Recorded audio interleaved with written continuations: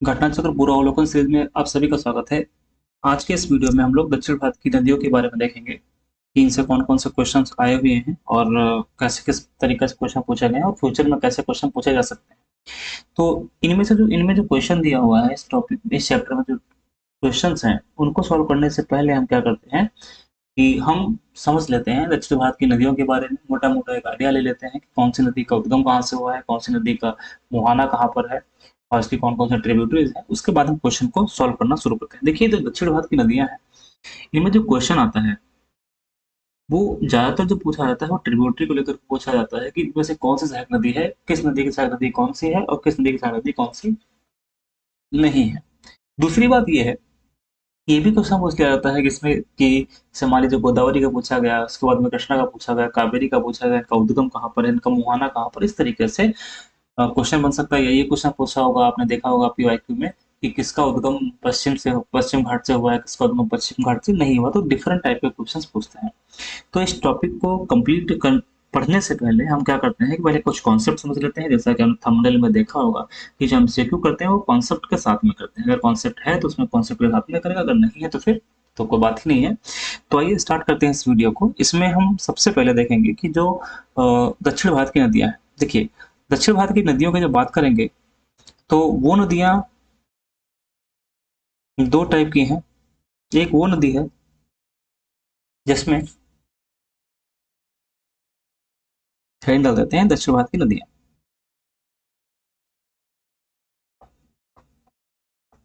दक्षिण भारत की नदियां, यही तो हेडिंग हमारी है ना, यही टॉपिक पढ़ना है। देखिए, इसमें क्या है कि अगर हम इंडिया का मैप देखें तो इंडिया का मैप कुछ इस तरीके से बना होगा।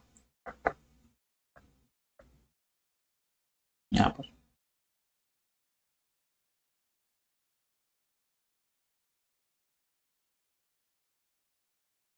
जो इस तरीके से देखने को मिलेगा।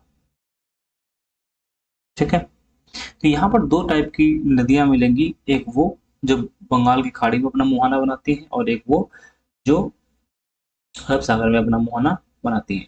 तो हम सबसे यहाँ पर पहले हम एक डायग्राम समझ लेते हैं कि बंगाल की खाड़ी में कौन सी नदियां अपना मुहाना बनाती हैं और अरब सागर में कौन सी नदियां अपना मुहाना बनाती हैं। देखिए, यहाँ पर अगर आपने पढ़ा होगा तो यहाँ पर पश्चिम घाट है इस तरीके से।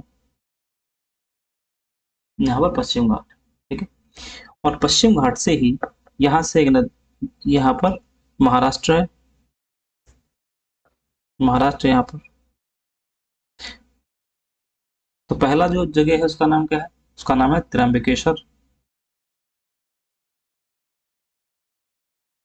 इसका नाम क्या हो जाएगा? त्र्यंबकेश्वर।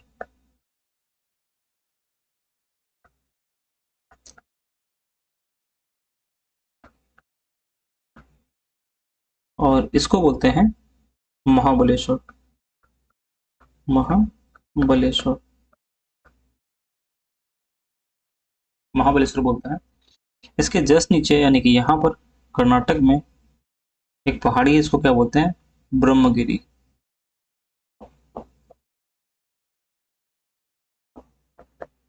ब्रह्मगिरी पहाड़ी। तो हमने तीन जगह का नाम लिख लिया। साथ ही साथ आपने यहाँ पे पढ़ा होगा कि एक माउंटेन यहाँ पर इस तरीके से कुछ है। यहाँ पर एक माउंटेन है ऐसे, एक जस्ट नीचे इसके माउंटेन यहाँ पर इस तरीके से यहाँ पे। ठीक है, ऊपर वाली माउंटेन का नाम क्या है? तो उसका नाम है विंध्यन। और नीचे कौन से है? सतपुड़ा। और सतपुड़ा में ही मैकाल है, मैकाल में ही यहाँ पर क्या है? अमरकंटक। ये है मैकाल और मैकाल में ही यहाँ पर क्या है? अमरकंटक। यहाँ पर है अमरकंटक।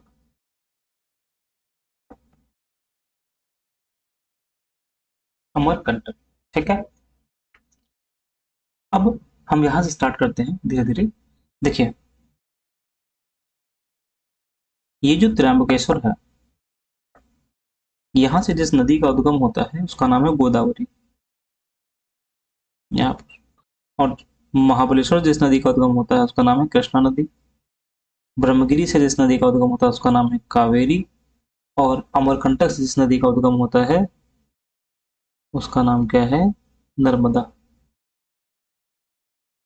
सतपुड़ा के पास से जिसका उद्गम होता है वो ताप्ती या तापी नदी। और अमरकंटक के पास से ही, यहीं से एक नदी का उद्गम होता है जिसको बोलते हैं महानदी। ठीक है, तो कुछ नदियां हमने देखी जिनका उद्गम कहाँ से होता है और मुहाना कहाँ पे है। तो अभी पहली वाली ये कौन सी है, तो ये महानदी है। इधर को आ रही है तो महानदी है।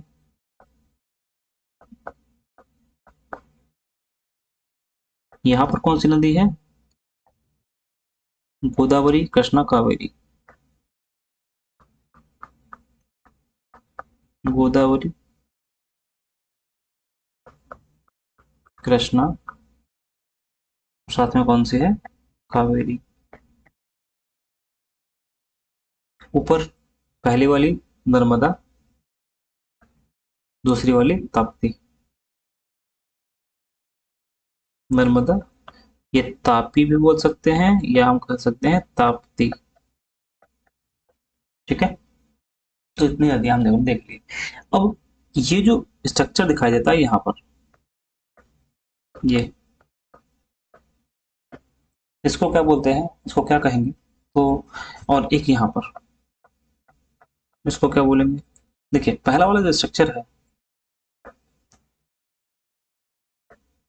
ये स्ट्रक्चर का मतलब यहाँ पर होगा कि ये कौन सी खाड़ी है, तो ये है कच्छ की खाड़ी। कच्छ की खाड़ी। और यहाँ पर कौन से है, ये है खंबात खाड़ी।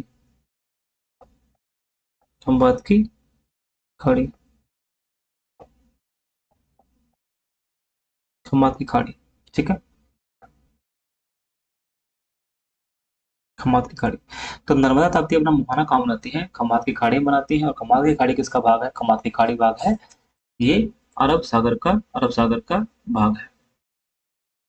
तो यहाँ पर एक बात ध्यान रखने वाली ये है कि नर्मदा और ताप्ती जो अपना मुहाना है वो किस साइड में बनाती है, तो पश्चिम दिशा में बनाती है।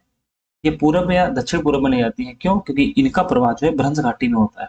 पहला सवाल। दूसरी बात, नर्मदा नदी किस पर्वतों के बीच में बहती है, तो ये विंध्य और सतपुड़ा पर्वत के बीच में बहती है। तो खम्बात की खाड़ी में इसके साथ साथ में नर्मदा और ताप्ती के साथ साथ में यहाँ पर एक और नदी है इस तरीके से, जो आकर के अपना मुहाना बनाती है, जिसको कहते हैं माही नदी। ये कौन सी नदी हो जाएगी, तो माही नदी है। माही नदी अपना मुहाना कहाँ बना रही है, अरब सागर में। और माही के साथ साथ में यहाँ पर एक नदी और मिलेगी गुजरात में, यहाँ पर बहुत इंपॉर्टेंट है, जिसका नाम है साबरमती। साबरमती नदी है। ठीक है, लेकिन आपने एक बहुत फेमस नदी का नाम सुना होगा, रिवर का नाम सुना होगा, इसको बोलते हैं लूनी। ये लूनी है। तो लूनी है, इसका मतलब ये हुआ कि ये कहाँ पर अपना मुहाना बनाती है, तो ये कच्छ के रण में मुहाना बनाती है। कच्छ के रण का मतलब हुआ कि ये कच्छ का रण जो है दलदली क्षेत्र है, जो भारत पाकिस्तान के बीच में विवादित है, यहाँ पर अपना मुहाना बनाती है। ठीक है, कच्छ के रण में ये है लूनी। कच्छ की खाड़ी में नहीं है, मुहाना बनाती है, कच्छ के रण में यहाँ पर मुहाना बनाती है। तो इस तरीके से हमने कुछ इंपॉर्टेंट रिवर्स देख ली जिनका उद्गम और उनका मुहाना कहाँ पर बनता है। अगर हम इसमें छोटी नदियों की बात करें, तो छोटी नदियों में जो महानदी है, महानदी के जस्ट ऊपर एक नदी मिलेगी सुवर्ण रेखा। यहाँ पर और कौन सी मिलेगी आपको, सुवर्ण रेखा। यह है सुवर्ण रेखा।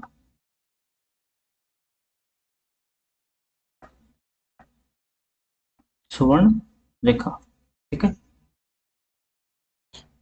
तो इस तरीके से हमने कुछ इंपॉर्टेंट नदियां देख ली हैं। अब हम क्वेश्चंस करते हैं, और क्वेश्चन में जैसे जैसे कोई चीज आती जाएंगी वैसे वैसे हम उस पर डिस्कशन करते जाएंगे। यहाँ तक की बात हमारे ख्याल से समझ में आ गई होगी। इसका स्क्रीनशॉट लेकर के रख लीजिएगा ताकि आप फ्यूचर में इसको रिवाइज कर सको। चलिए सीधा क्वेश्चन पर डिस्कशन करते हैं हम लोग।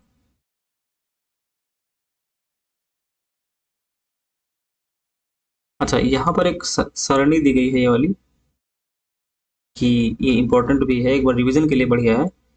कि सरणी का मतलब ये हुआ कि नदी है, इसका उद्गम कहाँ है, तो मैंने आपको बता ही दिया कि जो नर्मदा है इसका उद्गम कहाँ से हो रहा है, तो इसका उद्गम अमरकंटक से हो रहा है। ताप्ती का उद्गम कहाँ से हो रहा है, तो मध्य प्रदेश में मुल्तई बैतूल डिस्ट्रिक्ट से हो रहा है।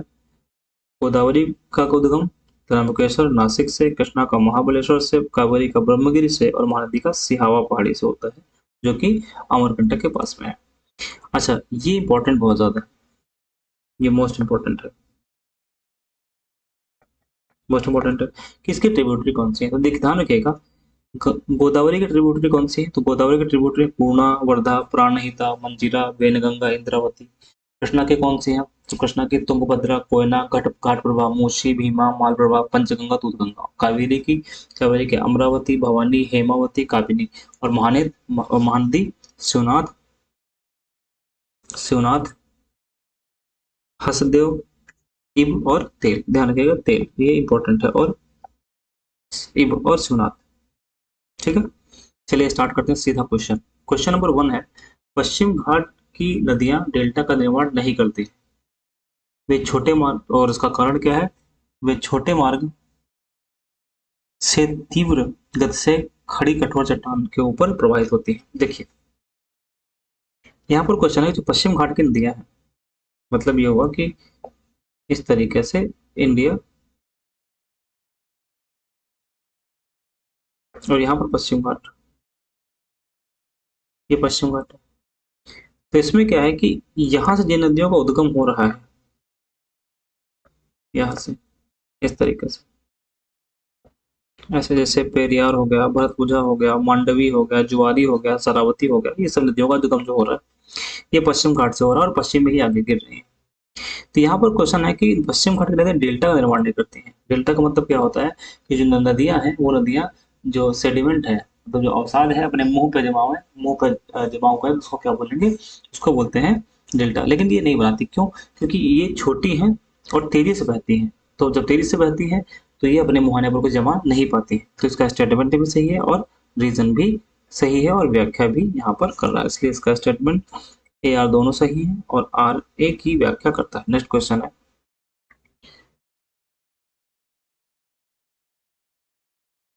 प्रायद्वीपीय भारत की सभी नदियां बंगाल की खाड़ी में गिरती हैं, परंतु नर्मदा और ताप्ती अरब सागर में गिरती हैं।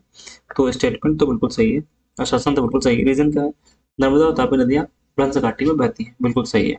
भ्रंश घाटी में इनका प्रभाव होने की वजह से इनका ढाल किधर है, पश्चिम की ओर है, तो ये बंगाल की खाड़ी में न गिर करे कि अरब सागर में गिरती है। तो इसका आंसर क्या हो जाएगा, इसका आंसर ए वाला आंसर हो जाएगा। Next question number 3।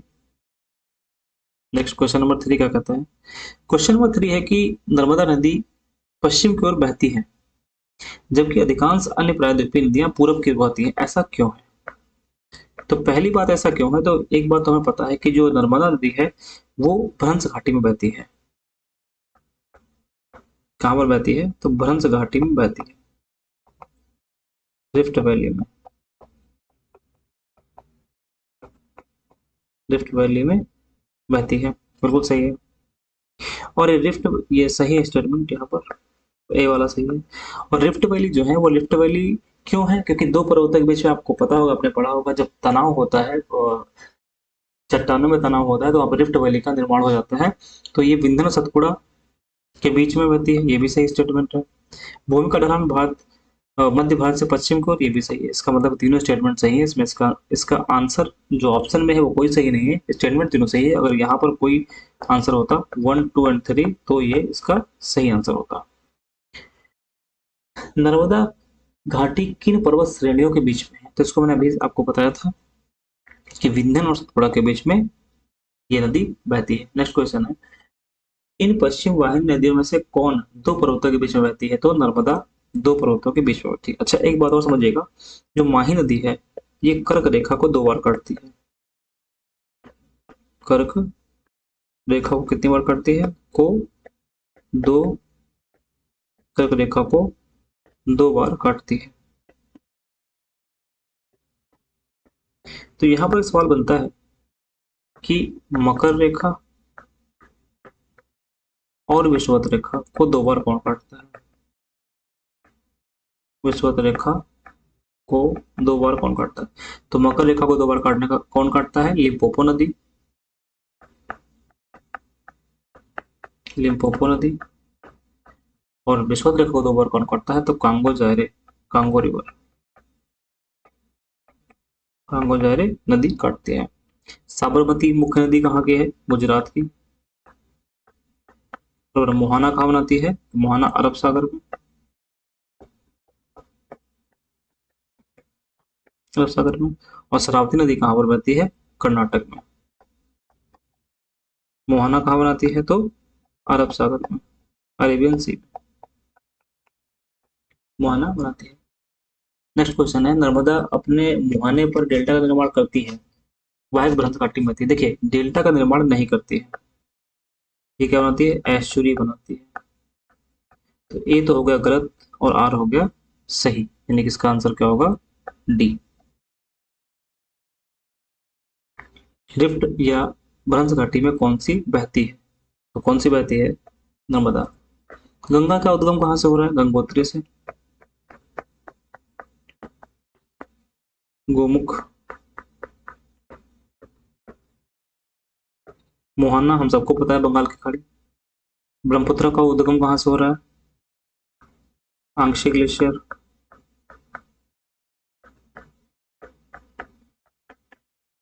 और कृष्णा का उद्गम कहाँ से हो रहा है? महाबलेश्वर। और तीनों अपना मुहाना कहाँ बनाते हैं? तीनों अपना मुहाना बनाते हैं बे ऑफ बंगाल में। नर्मदा घाटी उदाहरण है किसका? भ्रंश घाटी का, भ्रंश घाटी का। निम्न में से कौन सी एक नदी डेल्टा का निर्माण नहीं करती है? तो डेल्टा का निर्माण वो नदी नहीं करती है जो पश्चिम घाट से पश्चिम घाट की ओर अरब सागर में मिलती है, या बहुत तेजी से पश्चिम की ओर बहती हुई जाती है। तो इसमें कौन सी होगी? नर्मदा। कावेरी का उद्गम कहाँ से है? तो कावेरी का जो उद्गम है वो कहाँ से हो रहा है? ब्रह्मगिरी। गोदावरी का त्रयंबक। और इसके साथ साथ में जो महानदी है इसका कहाँ से उद्गम हुआ था? सिहावा पहाड़ी से होता है। ठीक है, अगला क्वेश्चन है, निम्न में से कौन सा विशेष लक्षण नर्मदा नदी के लिए उपयुक्त है? तो ये स्ट्रक्चरल मूल है। स्ट्रक्चरल मूल का मतलब क्या होता है? स्ट्रक्चरल मूल का मतलब यहाँ पर हुआ कि भ्रंश घाटी में प्रवाहित होते हैं, भ्रंश घाटी में होने की वजह से ये कहाँ जाती है? पश्चिम की ओर जाती है, ये इसका विशेषता है। ठीक है, नेक्स्ट क्वेश्चन, इनमें से कौन सी नदी डेल्टा नहीं बनाती है? इसमें जितनी भी नदियां हैं सब नदी क्या करती हैं? डेल्टा बनाती हैं, सिवाय नर्मदा और ताप्ती। तो नर्मदा और ताप्ती में डेल्टा नहीं बनाती है, ये क्या बनाती है? एस्चुरी बनाती है, ये एस्चुरी बनाती हैं। और ये दोनों क्या करती हैं? डेल्टा बनाती हैं, ये दोनों डेल्टा बनाती हैं। तो स्वर्ण रेखा हमने अभी आपको बताया था कि ये कहाँ बहती है? तो उड़ीसा में बहती है, उड़ीसा में बहती है। मोहाना का बनाती है, बे ऑफ बंगाल में मोहाना बनाती है। तो ये इसके दो आंसर होंगे, इसलिए इसमें सी और डी इसका आंसर होगा। तो लिख सकते हैं यहाँ पर सी एंड डी इसका आंसर होगा। नेक्स्ट क्वेश्चन की अगर बात करें तो क्वेश्चन ये है कि अधोलिखित में से कौन सी नदी विभ्रंश घाटी में बहती है? विभ्रंश घाटी का मतलब यहाँ पर ये होगा कि रिफ्ट वैली में किसका प्रवाह होता है। ठीक है, तो रिफ्ट वैली में किसका प्रवाह होता है?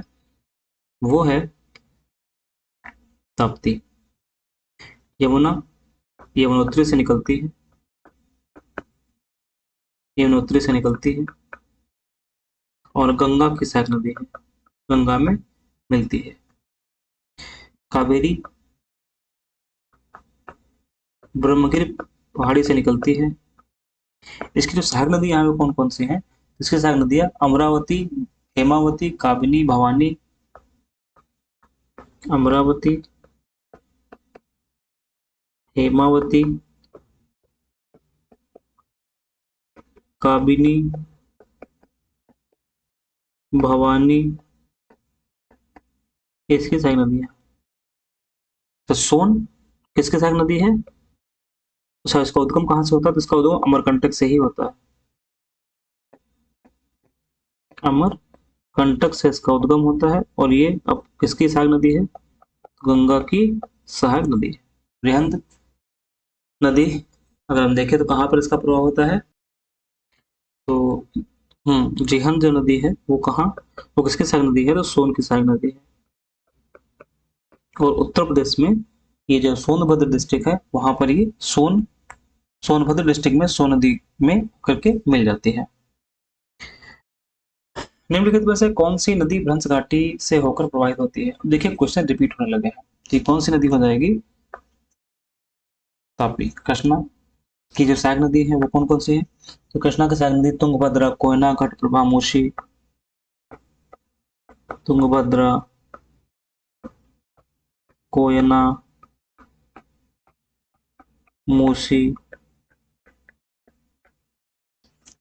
भीमा, मालप्रभा, भीमा, मालप्रभा आदि। गोदावरी की सहायक नदियां कौन सी है, तो गोदावरी की सहायक नदियां पूर्णा, वर्धा, प्राणहिता, पूर्णा, वर्धा, प्राणहिता, मंजीरा, इंद्रावती, इंदिरावती, ये। और महानदी की सहायक नदियां कौन सी हैं, शिवनाथ, तेल, इब, शिवनाथ, तेल, इब इसकी सहायक नदियां हैं। नेक्स्ट क्वेश्चन है, निम्नलिखित में से कौन सी नदी भ्रंश घाटी से होकर प्रवाहित होती है, तो अभी डिस्कशन हमने किया कौन सी है, तापी। और इसका ऑप्शंस भी हम लोगों ने ऊपर डिस्कस कर लिया, तो यहाँ पर डिस्कस करने की कोई जरूरत नहीं है।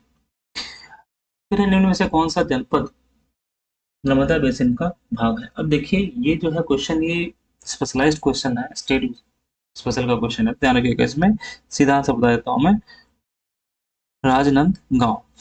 अगला क्वेश्चन, सोन नर्मदा तथा महानदी निकलती है। देखिए इसमें अगर अगर हम बात करें तो सोन और नर्मदा का जो उद्गम है वो अमरकंटक से है, अमरकंटक से है। लेकिन महानदी का उद्गम कहाँ से है, सिहावा पहाड़ी, सिहावा पहाड़ी से होता है, जो कि अमरकंटक के पास में। तो इसमें अगर देखेंगे तो अगर ऑप्शन तो खैर कोई नहीं सही है, लेकिन लगाना ही हो तो कौन सा लगा सकते हैं, तो बी लगा सकते हैं, अमरकंटक। लेकिन एग्जैक्टली सही नहीं है। अमरकंटक से कौन सी नदी का उद्गम होता है, तो हमने अभी बताया था अमरकंटक से किस नदी का उद्गम होता है, तो सोन और नर्मदा, दो नदियों का उद्गम होता है, तो सोन और नर्मदा। ठीक है, नर्मदा का उद्गम कहाँ से होता है, तो नर्मदा का उद्गम अमरकंटक से होता है। निम्न में से सोन नदी का वास्तविक स्रोत है, तो सोन नदी का वास्तविक स्रोत कौन है, अमरकंटक। पश्चिम को प्रवाहित होने वाली नदियां कौन सी है, तो पश्चिम को प्रवाहित होने वाली नदी कौन सी है, तो केवल दो है, नर्मदा और तापी, यानी 1 और 2। ठीक है, और राप्ती किसके सहायक है, तो घाघरा के सहायक है, घाघरा की सहायक है, जो घाघरा बाद में गंगा में मिल जाती है। निम्नलिखित में से कौन सी नदी पश्चिम की ओर बहती है, तो पश्चिम की ओर कौन सी बहती है, नर्मदा। बाकी डिस्कस कर चुके हैं ऊपर। अगला क्वेश्चन, भारत की निम्नलिखित नदियों में से कौन सा पश्चिम घाट से नहीं निकलती है। अब यहाँ पर ध्यान देने की बात है, कहता है कि पश्चिम घाट से कौन सी नहीं निकलती है, तो पश्चिम घाट से कौन सी नहीं निकलती है, तो गोदावरी का उद्गम त्रंबक से, कावेरी का उद्गम ब्रह्मगिरी से, और इसमें जो कबाम है ये भी पश्चिम घाट से इसका उद्गम होता है, लेकिन ताप्ती या तापी का उद्गम पश्चिम घाट से नहीं होता है। अरब सागर में कौन सी नदी गिरती है, तो अरब सागर में कौन सी नदी गिरती है, वो है ताप्ती। और यहाँ पर ये तीनों कहाँ गिरती हैं, तो ये तीनों बे ऑफ बंगाल, बंगाल की खाड़ी में अपना मुहाना बनाती है, बंगाल की खाड़ी में अपना मुहाना बनाती है। निम्नलिखित में से कौन सी नदी 3 बार 2 धाराओं में विभक्त हो जाती है और कुछ मील आगे जाकर पुनः मिल जाती है, और इस प्रकार श्रीरंगपट्टनम, शिव समुद्र और श्रीरंगम के द्वीपों को निर्माण करती है। ये जो लाइन लिखी किसके लिए है, तो ये कावेरी के लिए है। ठीक, तुंगभद्रा किसकी सहायक नदी है, तो तुंगभद्रा आप देखेंगे तो कृष्णा की सहायक नदी है। कृष्णा की सहायक नदी है। कावेरी का उद्गम कहाँ से होता है? तो कावेरी का उद्गम ब्रह्मगिरी पहाड़ियों से होता है। इसका उद्गम कहाँ से होता है? ब्रह्मगिरी पहाड़ियों से होता है। तो अमरकंटक से किसका उद्गम होता है? तो मैंने आपको दो बताया, एक सोन, दूसरा नर्मदा। सह्याद्री क्या है? तो ये पश्चिम घाट का नाम है। पश्चिम घाट को सह्याद्री भी कहते हैं। नेक्स्ट क्वेश्चन, कावेरी नदी किन राज्यों से होकर गुजरती है? देखिए, कावेरी का उद्गम कहाँ से होता है? तो इसका उद्गम हमने आपको बताया था कि उद्गम होता है ब्रह्मगिरी पहाड़ी से। ब्रह्मगिरी पहाड़ी कहाँ पर है? कर्नाटक में। तो एक तो हो गया इसका कर्नाटक। मोहाना कहाँ बनाती है? तमिलनाडु।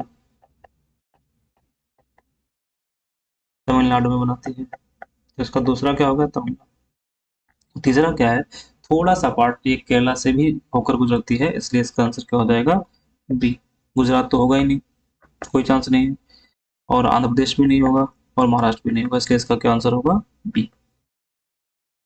निम्नलिखित नदियों में से किसको दक्षिण की गंगा कहते हैं? देखिए, दक्षिण की गंगा किसको कहते हैं? तो यहाँ पर दक्षिण की गंगा कावेरी को कहते हैं। ठीक है, लेकिन गोदावरी को दक्षिण गंगा कहते हैं। दोनों में डिफरेंस क्या है? यहाँ पर क्वेश्चन पूछ रहा है कि दक्षिण की गंगा किसको कहते हैं? तो कावेरी होगा। लेकिन अगर सिंगल सिंगल पूछा है दक्षिण दक्षिण गंगा किसको कहते हैं तो इसका आंसर क्या होगा? गोदावरी। ठीक है, दक्षिण की गंगा कावेरी और दक्षिण गंगा गोदावरी को दक्षिण गंगा कहते हैं।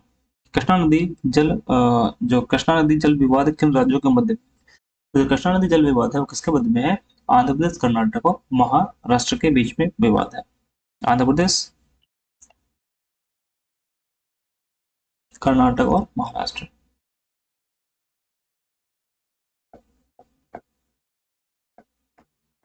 आंध्र प्रदेश, कर्नाटक और महाराष्ट्र के मध्य। ठीक है, देखिए क्वेश्चन आ गया है कि क्रम लंबाई के आधार पर क्रम लगाइए। देखिए, जो गोदावरी है इसकी लंबाई कितनी है? 1465 किलोमीटर। 1465 किलोमीटर। महानदी की लंबाई कितनी है? 821 किलोमीटर। नर्मदा की लंबाई कितनी है? 1312 किलोमीटर। और ताप्ती की लंबाई कितनी है? 724 किलोमीटर। तो नंबर एक पर होगा गोदावरी, इसका मतलब है सी और डी तो नहीं होगा। तो गोदावरी, और गोदावरी के बाद Narmada. Option B. Option B. नीचे चार नदियां दी गई हैं, लंबाई के दृष्टिकोण से इन नदियों का घटता हुआ क्रम लगाना है। सबसे लंबी नदी कौन सी है? गोदावरी, 1465। कृष्णा कितनी है? तो कृष्णा की लंबाई 1400 किलोमीटर। नर्मदा की 1312, और इसकी कितनी है? तो लगभग लगभग 851 किलोमीटर है। सॉरी, यहाँ पर 851 है, 851 किलोमीटर। तो इस हिसाब से आंसर इसका क्या हो जाएगा? इस हिसाब से आंसर इसका डी हो जाएगा। इसके बाद, हाल ही में निम्नलिखित नदियों में से किनको जोड़ने का काम किया जा रहा है? तो इसमें जोड़ने का काम किसका किया जा रहा है? कृष्णा और गोदावरी।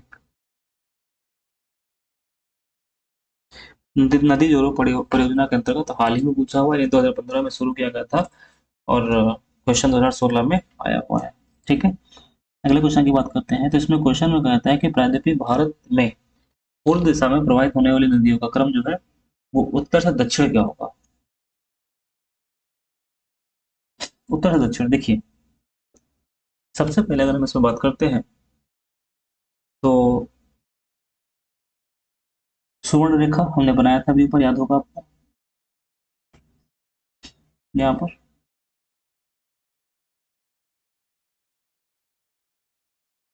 यहाँ पर देखेंगे, ये देखिए, सुवर्ण रेखा, महानदी, गोदावरी, कृष्णा, कावेरी।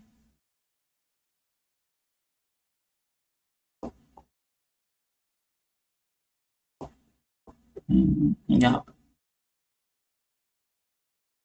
तो इसमें पहला क्या होगा? सुवर्ण रेखा।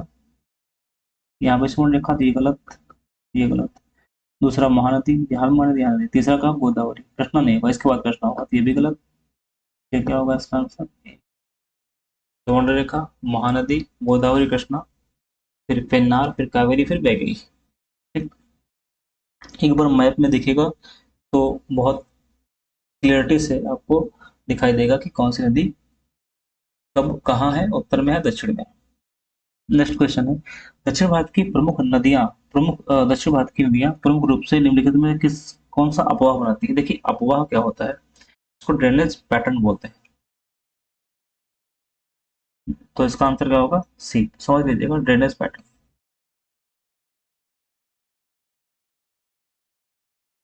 Drainage pattern. तो यहाँ पर एक होता है आर्य होता है, एक होता है खंडित, एक जालीदार, एक होता है वृक्षनुमा। तो आर्य को रेडियल भी बोलते हैं, रेडियल भी बोलते हैं। जब हम नदियां पढ़ेंगे तो वहां पर डिटेल में नदियां मतलब है, जब आप विश्व का भूगोल पढ़ेंगे, वर्ल्ड ज्योग्राफी पढ़ेंगे, तो वहां पर जब आप रिवर्स के बारे में पढ़ेंगे तो वहां पर पढ़ा जाएगा कितने प्रकार से होता है। आरी का उदाहरण क्या है? आरी का मतलब क्या होता है? जब किसी एक ही ऊंचाई से कई अलग अलग नदियां निकल अलग अलग नदियां निकले, जिसमें जैसे एग्जाम्पल क्या है? एग्जाम्पल इसमें किसका क्या है? इसका बेस्ट एग्जाम्पल है अमरकंटक। वृक्षनुमा का मतलब क्या है? जैसे वृक्ष में उसकी ब्रांचेज होती हैं, शाखाएं होती हैं, जैसे मान लीजिए ये इस तरीके से, तो इस तरीके से, तो यहाँ वृक्षनुमा है। ठीक है। नेक्स्ट क्वेश्चन, कौन सा सही नहीं है? महानदी का उद्गम छत्तीसगढ़ के पठार से होता है, बिल्कुल सही है। गोदावरी का उद्गम महाराष्ट्र से होता है, सही है। कावेरी का उद्गम आंध्र प्रदेश से होता है, ये गलत है। क्यों गलत है? क्योंकि कावेरी का उद्गम कहाँ से होता है? कर्नाटक से होता है, न कि आंध्र प्रदेश से। बाकी तो सही है। जो नदी शेष से भिन्न है वो कौन सी है? अब देखो यहाँ पे गड़बड़ हो गया। ये इसलिए भिन्न है क्योंकि इसका उद्गम कहाँ पे है? तिब्बत से। बाकी सबका उद्गम कहाँ पे? भारत में। ठीक है। और महानदी इसलिए भिन्न है क्योंकि इसका मुहाना जो है वो बंगाल की खाड़ी में है, और इन तीनों का मुहाना कहाँ पर है? इन तीनों का मुहाना है अरब सागर। इसमें दो ऑप्शन हो सकते हैं, बी और डी हो सकते हैं, लेकिन इसमें कोई नहीं है। और आंसर इसका कोई नहीं डिसाइड हो पाएगा क्योंकि इसका आंसर क्या होगा? बी और डी। एस्चुरी नहीं बनाती है। एस्चुरी नहीं बनाती का मतलब क्या है? कि अपने मुहाने पर डेल्टा बनाती है। तो कौन सी नदी है? उसका नाम है महानदी। देखिए मांडवी जो रिवर है, नर्मदा ताप्ती के बारे में हमने पढ़ ही लिया है, लेकिन मांडवी के बारे में एक बात समझ लीजिए।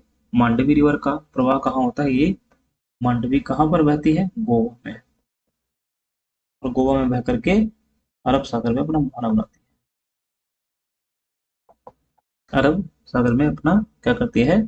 तो मुहाना बनाती है। नेक्स्ट क्वेश्चन है, निम्नलिखित भारतीय नदियों में से कौन एक एस्चुरी बनाती है? तो एस्चुरी कौन बनाएगी, मतलब डेल्टा कौन सी नहीं बनाएगी? तो ताप्ती और नर्मदा। कौन सी नदी अपना डेल्टा बनाती है? कौन सी नदी अपना उड़ीसा में अपना डेल्टा बनाती है? देखिए उड़ीसा में कौन सा नदी डेल्टा बनाती है? महानदी। तो गोदावरी कहाँ डेल्टा बनाती है अपना? आंध्र प्रदेश में। आंध्र प्रदेश में। नर्मदा, और ये दोनों कहाँ पर? तो अरब सागर।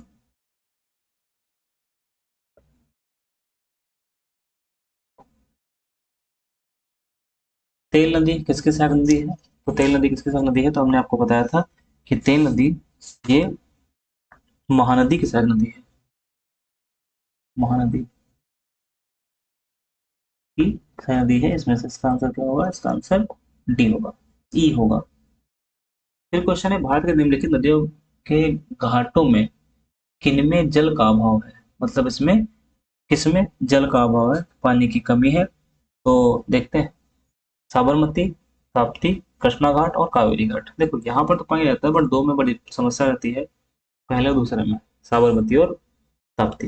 अगला क्वेश्चन क्या है, निम्नलिखित में से किस एक स्थान से भारत की दो महत्वपूर्ण नदियों का उद्गम होता है?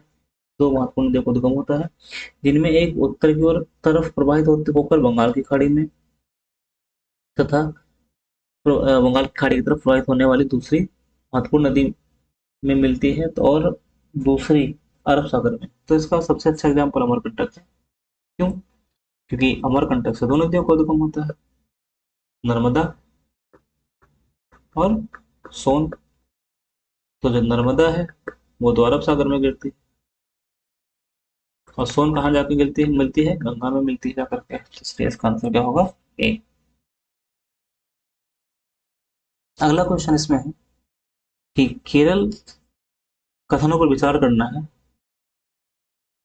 केरल में पूर्व की ओर प्रवाहित होने वाली नदियां नहीं है, ये क्या है, गलत। क्यों? क्योंकि केरल में पश्चिम की ओर तो प्रवाहित होती ही होती है, साथ में पूरब की ओर भी नदियां प्रवाहित होती है, तो ये गलत हो जाएगा। दूसरा क्या है, मध्य प्रदेश में पश्चिम की ओर प्रवाहित होने नदियां नहीं है, बिल्कुल है। मध्य प्रदेश में आप देख सकते हैं कि जो ताप्ती है वही पश्चिम प्रवाहित होती है, इसलिए इसका आंसर क्या होगा, ना दो, एक ना दो, डी। फिर क्वेश्चन है, निम्न नदियों में से किसका सर्वाधिक बड़ा जलग्रहण क्षेत्र है? तो इसमें आंसर क्या होगा, गोदावरी। ठीक है, सीधा आंसर लगाना है इसमें गोदावरी, क्योंकि इसका जो एरिया है वो सबसे बड़ा यहाँ पर देखने को मिलेगा। ठीक है, भारत का दूसरा सबसे बड़ा नदी बेसिन किसका है, गोदावरी। सबसे बड़ा किसका है, तो गंगा। दूसरा सबसे बड़ा किसका है, तो गोदावरी का। लेकिन दक्षिण भारत में सबसे बड़ा किसका है, तो गोदावरी का। प्रायद्वीपीय भारत में सबसे लंबी नदी कौन सी है? प्रायद्वीपीय भारत की सबसे लंबी नदी कौन सी है, गोदावरी। क्यों? क्योंकि इसकी लंबाई कितनी है, 1465। इसकी लंबाई कितनी है, 1400। महानदी की लंबाई कितनी है, नर्मदा की लंबाई कितनी है, तो नर्मदा की लंबाई 1312 किलोमीटर है। और इसके साथ साथ में महानदी की लंबाई कितनी है, 851 किलोमीटर। तो सी आंसर होगा इसका। प्रायद्वीपीय भारत की नदियों में से कौन सी सबसे लंबी है, गोदावरी। भारत की सबसे लंबी प्रायद्वीपीय नदी गोदावरी। निम्नलिखित नदियों पर विचार कीजिए। चलो विचार किया जाए भाई। विचार ये करना है कि गोदावरी की सहायक नदी कौन सी। तो गोदावरी की सहायक नदी कौन सी, तो वंशधारा, इंद्रावती, प्राणहिता और पेन्नार। पेन्नार नहीं है, वो तो अलग बहती है और बंगाल खाड़ी में अपना मुहाना बनाती है। तो इंद्रावती है और प्राणहिता है, बी और सी है, 2 और 3। किस नदी घाटी की किस नदी की घाटी गहरी खड्डभूमि के लिए विख्यात है? कौन से, चंबल। खड्डभूमि का मतलब यहाँ पर हुआ कि ये जो नदी है वो नदी क्या करती है, अवनालिका अपर्दन करती है। अवनालिका अपर्दन करती है, अपर्दन करती है, और जिससे वेडलैंड का निर्माण होता है, इसी को खड्डभूमि बोलते हैं। और ये जमीन जो होती है यहाँ पर कृषि योग्य जमीन नहीं होती। ठीक है, निम्नलिखित नदियों पर विचार कीजिए कि कौन सी नदियां पूर्व घाट से निकलती हैं। पूर्व घाट से निकलती हैं की बात कर रहा है, तो कौन सी नदी पूर्व घाट से निकलती है? तो उसमें तो अगर सुवर्ण रेखा देखेंगे तो पूर्वी घाट से निकलती नहीं है, ये क्या करती है, बंगाल खाड़ी में पूर्वी घाट में जाकर के मिलती है। ब्राह्मणी भी है, तो कौन से निकलती है, केवल 2 और 4 ही पूर्वी घाट से निकलती है। सन बी, ब्राह्मणी और सुवर्ण रेखा नदी का उद्गम रांची के पठार से होता है, और नागावली जो है और वंशधारा का उद्गम पूर्वी घाट से होता है। तो इसमें इतने ही क्वेश्चन थे। अगले वीडियो में हम लोग अन्य नदियों के बारे में डिस्कस करेंगे, नहीं तो ये वीडियो काफी लंबा हो जाएगा। इस वीडियो में हम लोगों ने दक्षिण भारत की नदियों के बारे में पूरा कवर कर लिया है। कैसा लगा वीडियो जरूर बताइएगा, और मिलते हैं अगले वीडियो में। बहुत धन्यवाद।